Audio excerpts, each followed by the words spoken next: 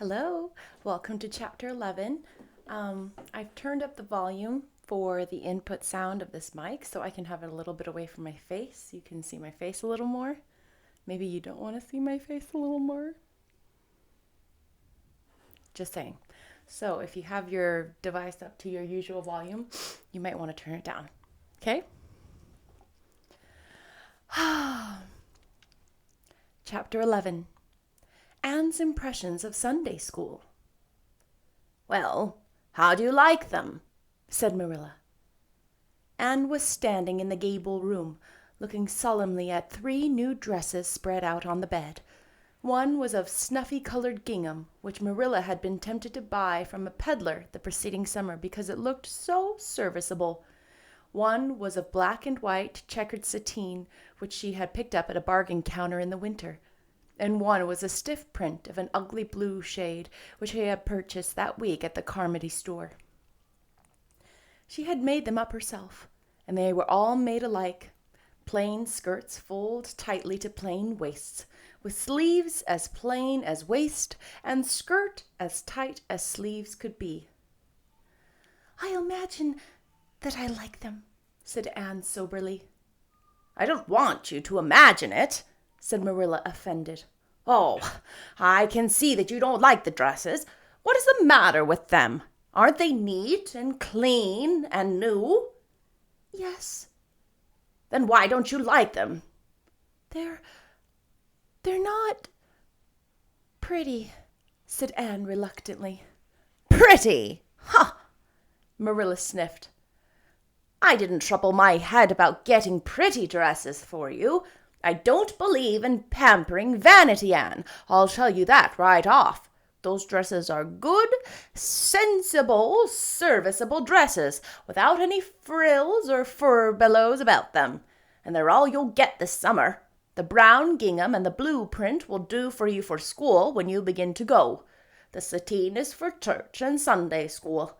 I'll expect you to keep them neat and clean and not to tear them. I should think you'd be grateful to get most anything after those skimpy, wincy things you've been wearing." "Oh, I am grateful," protested Anne. "But I'd be ever so much gratefuler if you'd just made one of them with puffed sleeves. Puffed sleeves are so fashionable now. It would give me such a thrill, Marilla, just to wear a dress with puffed sleeves." "Well, you'll have to do without your thrill. I hadn't any material to waste on puffed sleeves. I think they are ridiculous-looking things anyhow. I prefer the plain, sensible ones." "But I'd rather look ridiculous when everybody else does than plain and sensible all by myself," persisted Anne mournfully. "Trust you for that. Well, hang those dresses carefully up in your closet and then sit down and learn the Sunday school lesson. I got a quarterly from Mr. Bell for you, and you'll go to Sunday school tomorrow," said Marilla, disappearing downstairs in high dudgeon. Anne clasped her hands together and looked at the dresses. "I did hope there would be a white one with puffed sleeves," she whispered disconsolately. "I prayed for one, but I didn't much expect it on that account. I didn't suppose God would have time to bother about a little orphan girl's dress. I knew I'd have to depend on Marilla for that. Well, fortunately, I can imagine that one of them is a snow-white muslin with lovely lace frills and 3 puffed sleeves." The next morning, warnings of a sick headache prevented Marilla from going to Sunday school with Anne. "You'll have to go down and call for Mrs. Lynde, Anne," she said.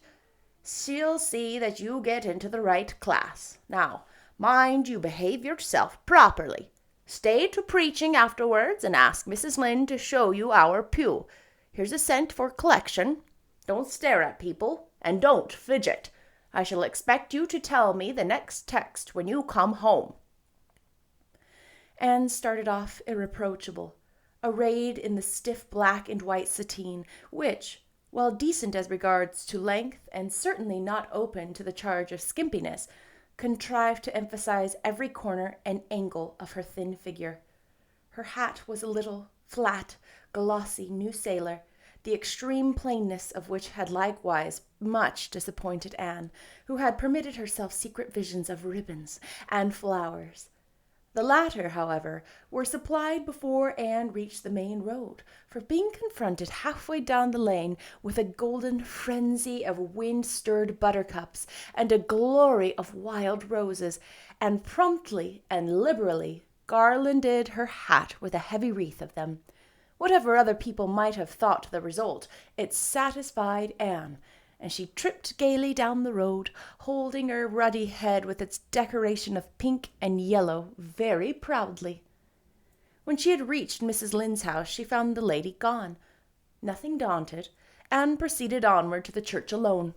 In the porch she found a crowd of little girls, all more or less gaily attired in whites and blues and pinks, and all staring with curious eye at this stranger in their midst, with her extraordinary head adornment. Avonlea little girls had already heard queer stories about Anne. Mrs. Lynde said she had an awful temper. Jerry Butte, the hired boy at Green Gables, said she talked all the time to herself or to the trees and flowers like a crazy girl. They looked at her and whispered to each other behind their quarterlies. Nobody made any friendly advances. Then, or later on, when the opening exercises were over, and Anne found herself in Miss Rogerson's class. Miss Rogerson was a middle-aged lady who had taught a Sunday school class for 20 years. Her method of teaching was to ask the printed questions from the quarterly and look sternly over its edge at the particular little girl she thought ought to answer the question. She looked very often at Anne, and Anne, thanks to Marilla's drilling, answered promptly, but it may be questioned if she understood very much about their question or answer. She did not think she liked Miss Rogerson, and she felt very miserable. Every other little girl in the class had puffed sleeves. Anne felt that life was not really worth living without puffed sleeves. "Well, how did you like Sunday school?" Marilla wanted to know when Anne came home. Her wreath having faded, Anne had discarded it in the lane, so Marilla was spared the knowledge of that for a time. "I didn't like it a bit. It was horrid." "Anne Shirley," said Marilla rebukingly.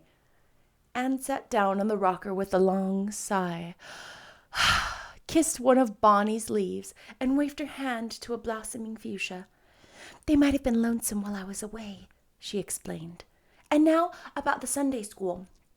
I behaved well, just as you told me.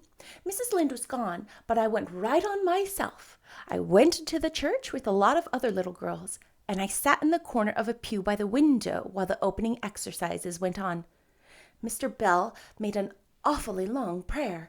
I would have been dreadfully tired before he got through if I hadn't been sitting by that window. But it looked right out onto the lake of shining waters, so I just gazed at that and imagined all sorts of splendid things." "You shouldn't have done anything of the sort. You should have listened to Mr. Bell." "But he wasn't talking to me," protested Anne. "He was talking to God, and he didn't seem to be very much interested in it either. I think he thought God was too far off, though. There was a long row of white birches hanging over the lake, and the sunshine fell down through them, way, way down deep into the water. Oh, Marilla, it was like a beautiful dream. It gave me a thrill, and I just said, 'Thank you for it, God,' 2 or 3 times. "Not out loud, I hope," said Marilla anxiously. "Oh, no, just under my breath. Well, Mr. Bell did get through at last, and they told me to go into the classroom with Miss Rogerson's class. There were 9 other girls in it. They all had puffed sleeves. I tried to imagine mine were puffed too, but I couldn't. Why couldn't I? It was as easy as could be to imagine that they were puffed when I was alone at the East Gable, but it was awfully hard there among the others who had really, truly puffs. "You shouldn't have been thinking about your sleeves in Sunday school. You should have been attending to the lesson. I hope you knew it." "Oh, yes, and I answered a lot of questions. Miss Rogerson asked ever so many. I don't think it was fair for her to do all the asking. There were lots I wanted to ask her, but I didn't like to because I didn't think she was a kindred spirit. Then all the other little girls recited a paraphrase. She asked me if I knew any. I told her I didn't, but I could recite "The dog at his master's grave" if she liked. That's in the Third Royal Reader. It isn't really truly a religious piece of poetry, but it's so sad and melancholy that it might as well be. She said it wouldn't do, and she told me to learn the 19th paraphrase for next Sunday. I read it over in church afterwards, and it's splendid. There are 2 lines in particular that just thrill me. "Quick as the slaughtered squadrons fell in Midian's evil day." I don't know what squadrons means, or Midian either, but it sounds so tragical. I can hardly wait until next Sunday to recite it. I'll practice it all the week. After Sunday school, I asked Miss Rogerson, because Mrs. Lynde was too far away, to show me your pew.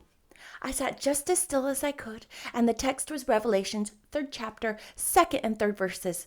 It was a very long text. If I was a minister, I'd pick the short, snappy ones. The sermon was awfully long, too. I suppose the minister had to match it to the text. I didn't think he was a bit interesting. The trouble with him seems to be that he hasn't enough imagination. I didn't listen to him very much. I just let my thoughts run, and I thought of the most surprising things. Marilla felt hopelessly that all this should be sternly reproved, but she was hampered by the undeniable fact that some of the things Anne had said, especially about the minister's sermons and Mr. Bell's prayers, were what she herself had really thought deep down in her heart for years, but had never given expression to. It almost seemed to her that those secret, unuttered critical thoughts had suddenly taken visible and accusing shape and form in the person of this outspoken morsel of neglected humanity. That was the end of chapter 11. I'm excited to see you for chapter 12. Bye!